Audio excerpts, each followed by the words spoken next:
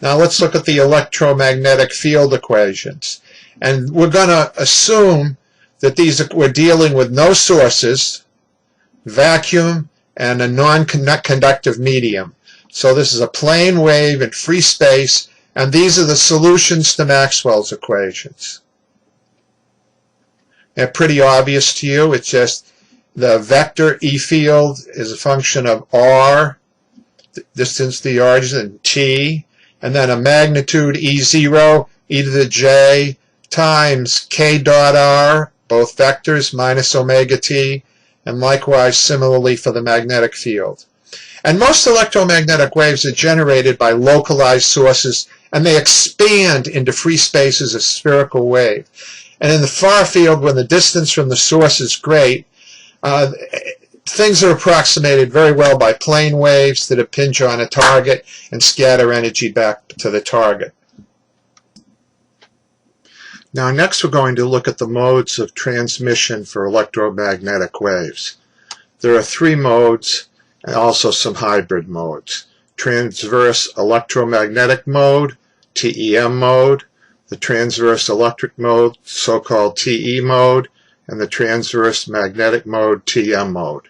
The transverse electromagnetic mode is transmission lines having 2 parallel surfaces. That's a good example of a TEM mode.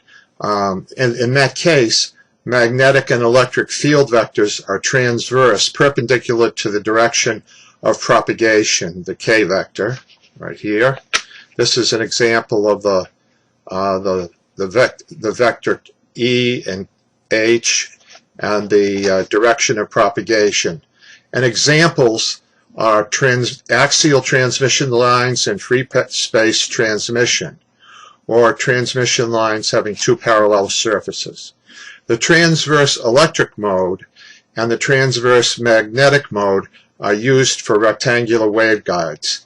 The electric field is perpendicular to K, but there's no electric field in the K direction, and the transverse magnetic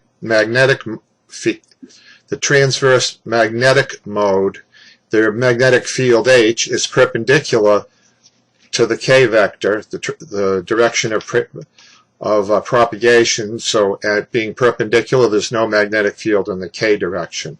There are also hybrid transmission modes, but we won't be going into those. Now there's another important quantity, because we're always interested in the energy that hits the target and the energy that's around, the energy densities, power densities. The pointing vector, as in your electromagnetic courses, it's defined, I'm reminding you, as E cross H, and its units are watts per meter squared. It's the power density, the power per unit area carried by an electromagnetic wave. And since both E and H are functions of time, we deal with an average power density. It's of greater interest, and that's given by the average of the pointing vector, which is 1/2 the real part of E cross H star, with complex conjugate. And for a plane wave in a lossless medium, we come out with this. Okay, where eta, of course, is the impedance of free space. Okay, there. Now we can write the radiation intensity, which is the power radiated per unit solid angle, in a solid angle, and we want to put things in polar coordinates. That's u of theta and phi, and that's about equal to r squared w of theta, which we define, and that's equal to this quantity. And it's equal to the square, this is the square of the whole magnetic vector, and so you'd expect that we can break this down into one component, the absolute magnitude squared of the E vector in the theta direction, and the absolute value squared of E in the phi direction. And so, and that's approximately equal to those in the far field. So when E is a function of r, theta, and phi, And we can write that, as I said before, fields fall off as e to the minus j r jkr over r. Then we've got the E field depending on theta and phi, the far field electric field intensities, and the components of E theta and phi, which I've just defined already, and also the field of free space. And in these units, the total power radiated is just the integrals over the solid angle of this quantity, the radiation intensity, over all space. And that gives you the power radiated. What we're doing is we're just taking and this, calculating out, expressing the power radiated per unit solid angle, and then radiating over all of the solid angle, and that gives us the total power radiated. Now on to polarization. We did a little bit of that in the electricity and magnetism introduction. We'll go over it in just a little more detail, but quickly. It defines the behavior. The polarization is defined by the behavior of the electric field as it approximates in time as observed along the direction of radiation. Circular polarization is used for a lot of the time for weather mitigation, so you see the targets better than the weather. And horizontal polarization is used by long-range air search radars to obtain reinforcement of direct radiation by ground reflection. And you see what we have here, E theta and E phi, and it's rotating around and around and around. And when you look down on a plane, in this case the E phi plane, the electric field's going back and forth. And now when we look and plot the magnitude of the theta component of the electric field as a function of the phi component, in the general sense, the addition of those two vectors in space. If we have linear polarization and it's vertical, it's the degenerate case of a vertical linear polarization is a degenerate case of one just would go up and down, the E vector, and for horizontal polarization it'd go back and forth. It wouldn't generate a normal ellipse. And if the two components are equal in amplitude and separated by 90 degrees in phase, we have right-handed circular polarization, and we call that CW, which is above, and left-handed circular polarization is CCW in the above image. And then for the general case, it's elliptical. Now, I've got some little visualizations that give you some sense of what things look like.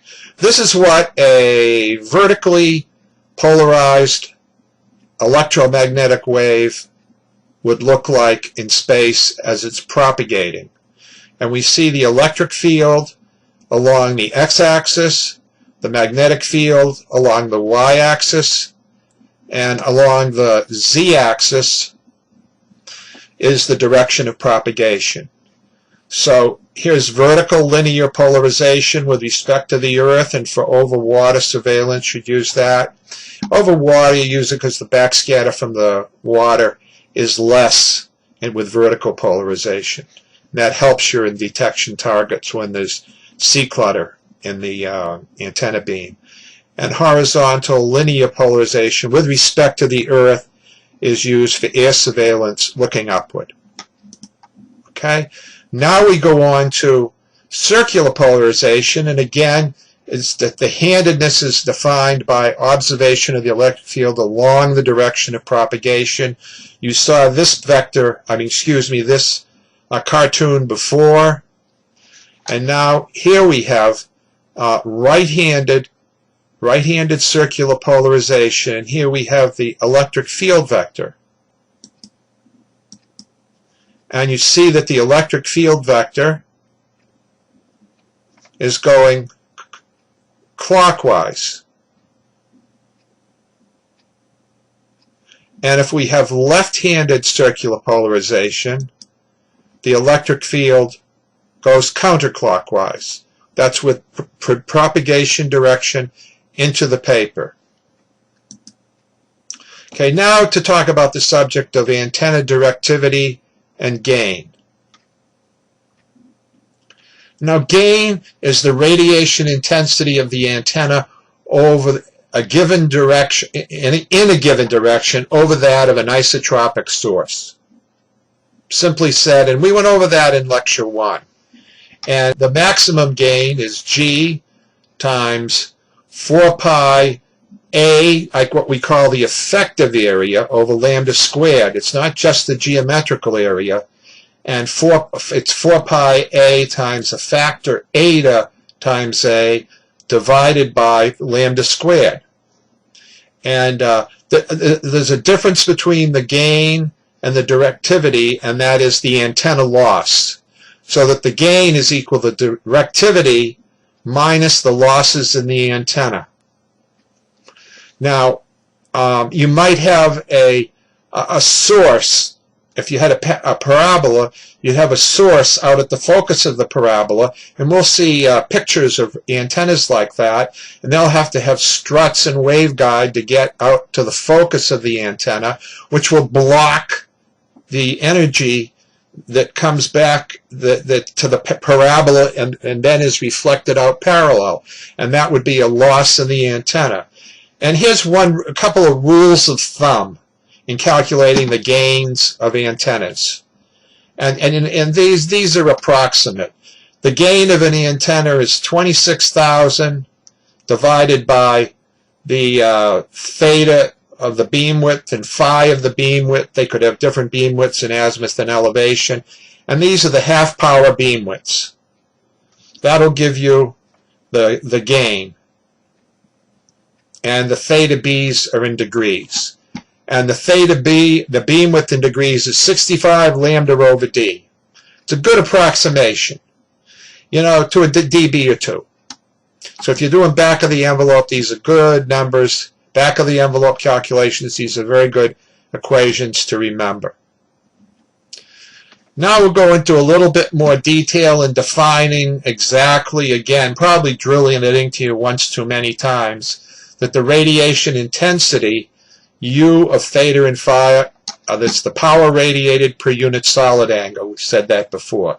The directivity is the radiation intensity of the antenna in a given direction over that of an isotropic source radiating the same power. And this is a dimensionless quantity, the directivity. The gain is the radiation intensity of the antenna in a given direction over that of an isotropic source radiating the available power. In other words, the gain already has the antenna losses taken out. And that's right there. And notice here there's the power in, and the directivity is just the pure radiation. Now, the maximum gain, the radiation intensity of the antenna at the peak of the beam, I've gone over already with you, and it's just down here for completeness. 4 pi A over lambda squared. And if it's an effective area, you've got to say, what's the efficiency of the antenna? Typically, 2-3 dB you'll end up with for an efficiency of a well-designed antenna. When you go in detail and calculate the gain and the fields and the radiation intensities of an antenna, this in green is an isotropic antenna, and in red is the answers we get for a half-wave dipole. And I'd suggest to you, well, first I'll point things out to you, and then if you're really interested in learning some antenna theory out of this, you can calculate these quantities. They're good homework problems to do. Calculate all the quantities here based on the characteristics of what we've said before. For a dipole antenna, it's dimensioned d over 2 in size. Okay, now here's the far field. Notice it goes off as e to the minus jr over r, and it has this other quantity which has shows the angular dependence of the dipole. So you've got more directivity along the x, y dimension, and the dipole is situated on the z-axis. And the gain that one gets from a isotropic source is 2.15 dB, and here's the gain as a function of theta, the angle down from the z-axis that we get from a dipole. So we get, a couple of dB extra gain from a dipole.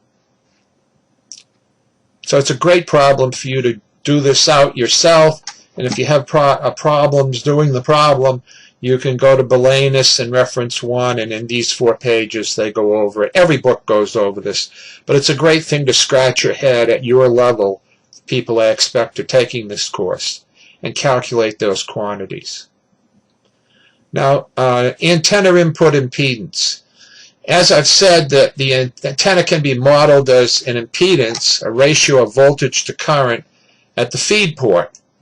And the antenna is resonant when the impedance is purely real, and microwave theory can then be applied to an equivalent circuit.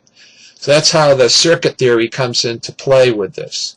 And a design antenna to maximize power transferred to the transmission line. We've got the reflection of the incident power. That can set up a standing wave in the line, which reduces the amount of power that's transmitted, and it can result in arcing under high power conditions.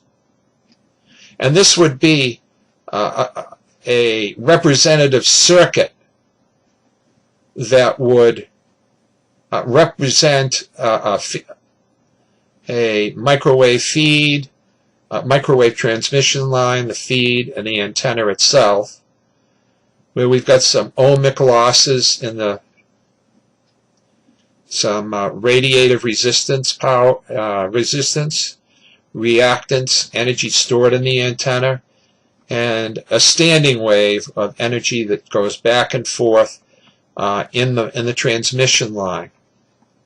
And the power radiated is 1/2 of the impedance squared times the radiation resistance, where this is RL. Okay. Now, a more familiar thing to me is the variable standing wave ratio, and that is basically the ratio of the maximum to the minimum voltage in the standing wave, and the reflectivity is gamma. And if there's no reflection at the antenna, these come out to be, these are 0. All the incident power is delivered to the antenna, and this is called your VSWA. It's an acronym I said for variable standing wave ratio, and you've got 1. And it's near to impossible to get 1 except in a joint where you have two waveguides, that are perfectly matched going at, that's your intersection between two different objects. But usually there is some reflection, and if you have 1 as your reflection, in other words, all the energy is going back, you're going to melt the antenna transmission line, and the VSWA would be infinity. But typically, usually, a VSWA of 2:1 is acceptable. In my amateur radio equipment, 2:1 is acceptable. I have a kilowatt of power I generate, but I usually like to get down to 1.2, 1.3 dB with my antennas. So I don't lose much in my feeding out to the antenna. We want to design the antenna to maximize power transferred from the transmission line. With radars, it's waveguide. With me and my hobby, it's coax, and so when we maximize the power transfer, everything's fine and dandy, but you can have in waveguide arcing under high power conditions, which can do damage to your waveguide and your junctions in the antenna and the radome covering the plate covering the microwave feed, the antenna cap. Okay, now let's move on to reflector antennas. But before that, I'd like to take a break, because I think we've done a good amount of lecturing for this half of the lecture. I'm going to take a 5-minute break, and then we're going to do this part of the work.